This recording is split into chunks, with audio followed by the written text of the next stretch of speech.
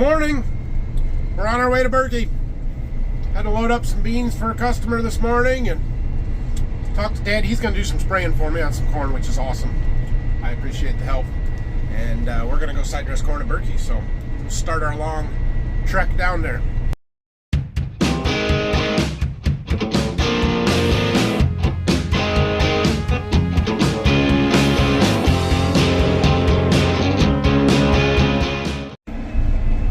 Oh, we're cruising along the back roads here, and I got this guy following me.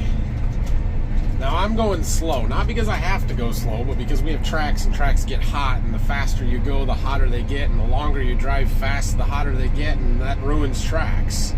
So we're only going 20. He's probably trying to go 26. Should I try and get over and let him by?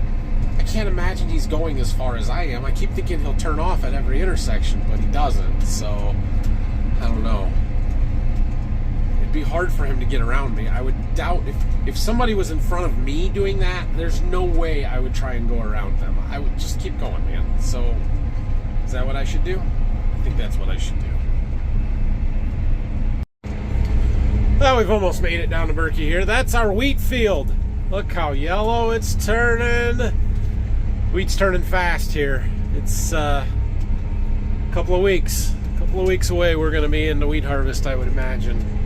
I don't know if this is the earliest one we've got down here. We've got another field a couple miles over that direction that might be the first one, but they'll all be pretty close. It looks great. I think we're going to have really good wheat, and it's going to be early, and then we're going to plant beans. Well, we have made it.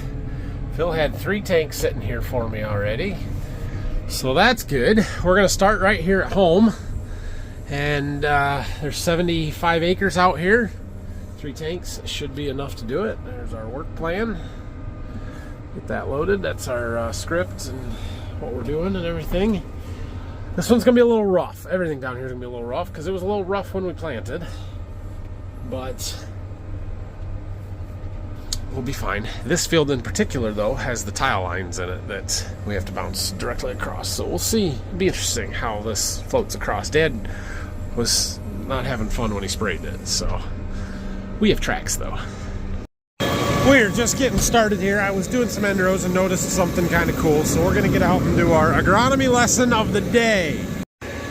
So this farm is our home farm. Like that building site over there was my grandpa's house that he bought in the 50s. My dad grew up, been there forever, right? And we tiled this farm last summer. We had some tile in it, we added some more. Well, there was a house built over here next to it, and behind this barn here, they had a pile of dirt from excavation from the house and from the barn and whatever the case may be. But there was a big dirt pile here. And last summer when we were tiling, Dad asked if they wanted to level that off and get it just smoothed off so it was regular grass. So they did. And so Dad took that dirt and he used it to fill in some spots and spread some stuff. And some of it got spread in these end rows that are typically sort of wet, or had been sort of wet. It's a little gravelly, but also it covered up all of our topsoil, and apparently there wasn't a lot of nutrients in this dirt. Imagine that. But we're seeing some nutrient deficiencies I wanted to show you. Now, this is also the first pass I made in the field, and it is entirely possible that either A, I didn't turn the fertilizer system on, B, it hadn't quite primed and pressurized yet because we would have started right there. But if you look at these 2 rows in particular, those rows over there, you'll notice the corn is a little bit darker in these 2 than like over there. And then we come down here and we really look at it, and look how purple these leaves are. Very purple. That is a classic phosphorus deficiency. When you have phosphorus deficiency in your corn, it shows up as purple leaf tissue. Now, there are other reasons you can get purple leaf tissue, but this is phosphorus deficiency. I'm sure of it. It's really bad down here. Look how purple those leaves are.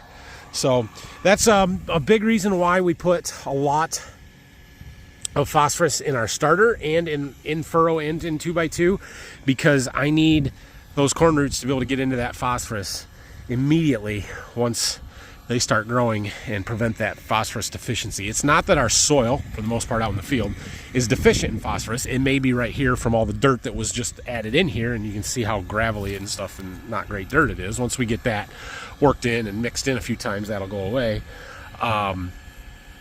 But like I said, it's not that our soil is deficient in phosphorus, it's just that the plants have such a small root system when they're first growing, and we need them to be able to access it immediately. And so putting some phosphorus in a band readily available right next to the seed and to where those roots are going to develop helps them access that and not show phosphorus deficiency. As those plants continue to grow, develop a larger root system, they'll get down into that older soil, the old topsoil, this original soil, I guess. They should have some more phosphorus in it. They'll grow out of that. It's typically a problem into cooler, wet soils, or especially early in the growing season. Like I said, the plants have smaller root systems, so shouldn't be an issue long term, but it's there. They've made the perimeter of the field, and we're going to take a pass right down the middle here. We can feel the tile lines. I can feel them. The tank bouncing across them is probably a little worse than the tractor with the tracks floating across, so no big deal. Ain't gonna bother me. In a sprayer, however, they're a little more severe. Somewhere right in here is our split between the regular starter and the chicken litter water starter. Can't tell, can you? I can't tell. Maybe it's got bigger roots where we put it on. I don't know. I don't really care. Another empty. It's two. This one should finish this field. It's gonna be a little close, but it should finish it. Most of this ground down here is pretty productive, good ground. It has a pretty high production history. So I make my zones based on the last 3 years of corn yield data that I have. And this field is very green because it's yielded well in the past. So it's getting the high rates, which means our tanks don't go quite as far as they do up at Waldron for the most part.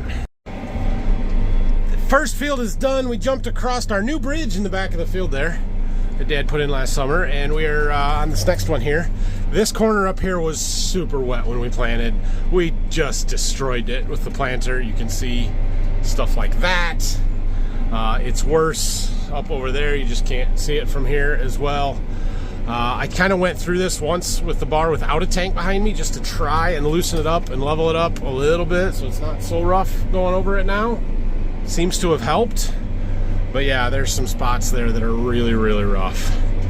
It's the worst spot in the whole field. The corn looks pretty good. We have one issue with our planter that we'll talk about here in a minute, but yeah, some of this was quite rough. All right, slow her down, slow her down. That's ugly.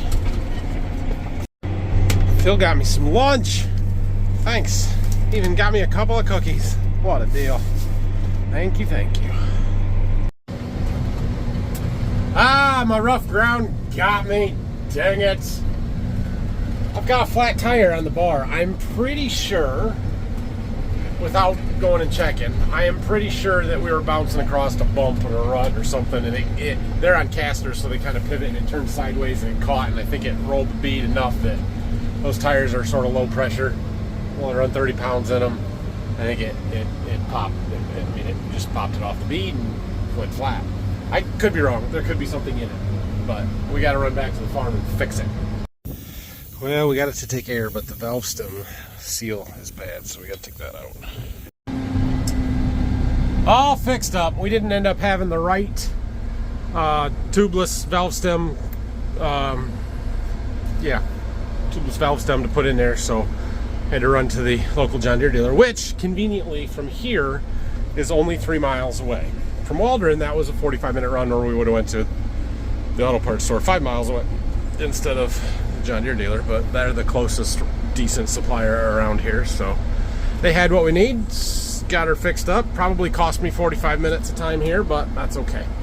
About 4:30, is that right? Yeah, 4:30. We'll head back over. We'll get that field done. We've got 2 more full tanks at the field already, and the supplier just texted me. We have a Come on, Sawyer.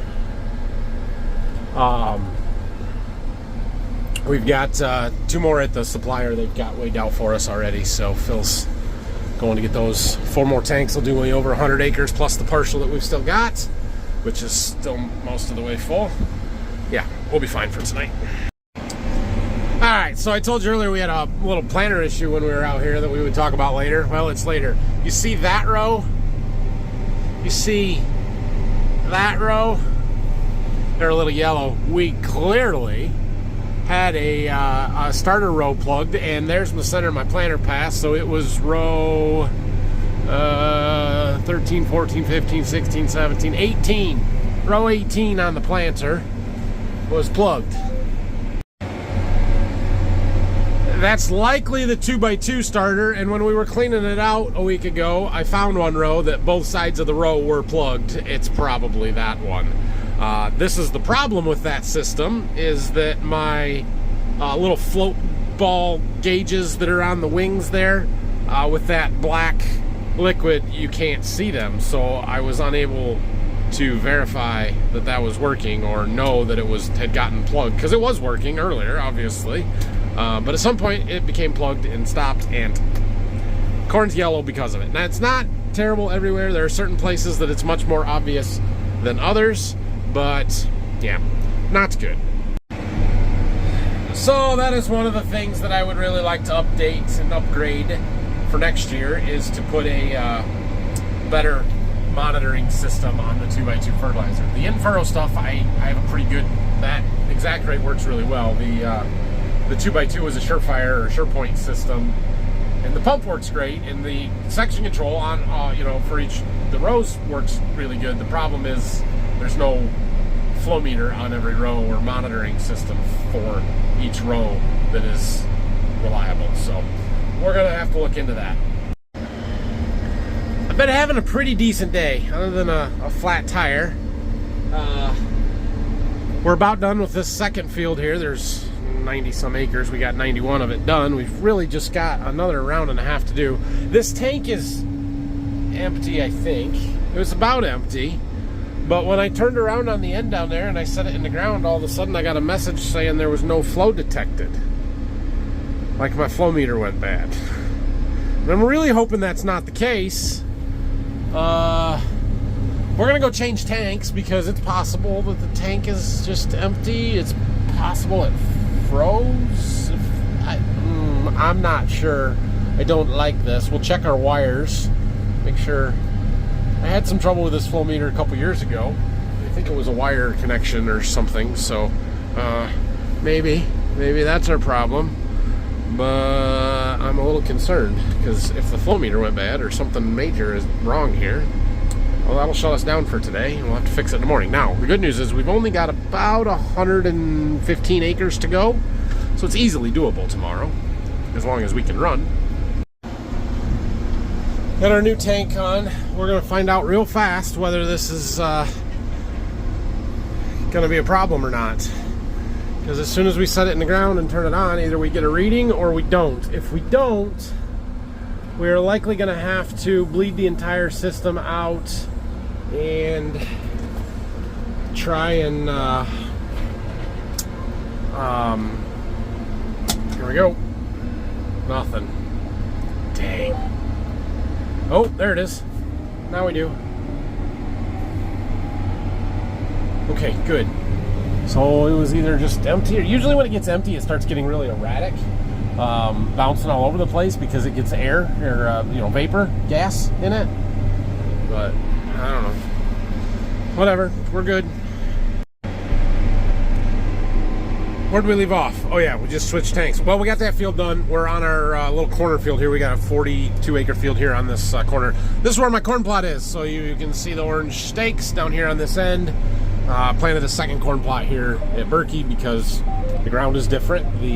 Everything is different down here. So 35 miles away from my other plot, it's always good to get another data point on all of our hybrids and stuff. So we're doing it now. I did set the bar to a flat rate of nitrogen instead of following my variable rate map. You can see, you can see the background there. It varies as you go across the lighter and the darker areas in the background. So I don't want it to do that in the plot. I want the consistent amount of nitrogen on everything. So as long as we're doing this, we'll leave it set, and then we'll go back to our script after that. Oh, we've made it to the end of this field. All right, I'm kind of tired. It's 8 o'clock. We don't have enough anhydrous to finish. There's one more field to do. It's just under 70 acres across the road over there.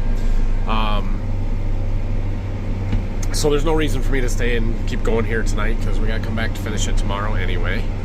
And it'll only take us 2.5 hours or so. It's not a big deal.